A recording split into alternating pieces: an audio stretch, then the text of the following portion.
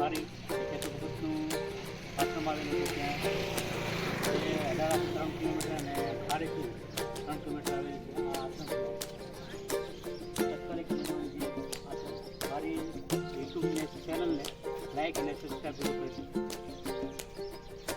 ચાલો આજે આપણે આવી ગયા છીએ તાત્કાલિક હનુમાન આશ્રમ જે કેશવ ભગતનો આશ્રમ છે જે ખારીથી 3 કિલોમીટર આ ખારી જવાનો રસ્તો છે અને અડાળાથી 3 કિલોમીટર જે ખારી આશ્રમ આવેલો છે કેશવ ભગતનો છે. આપણે અંદર જઈ અને દર્શન કરીએ.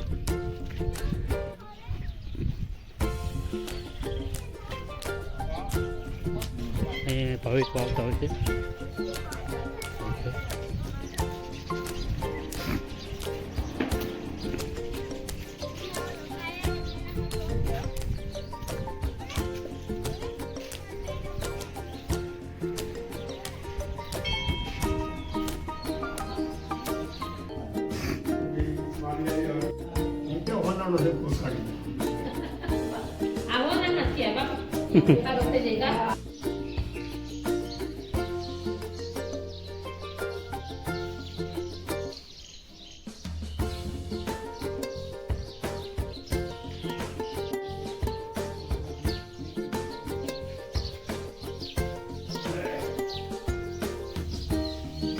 પછી ખારીનું મંદિર જે કેશવ ભગત મંદિર આવેલું છે તે આપણે ડાયરેક્ટ અંદર મંદિરના દર્શન કરીએ. રામ લક્ષ્મણ સીતાજીના આપણે દર્શન થાય છે. હનુમાનજી દાદાની મૂર્તિના દર્શન થાય છે.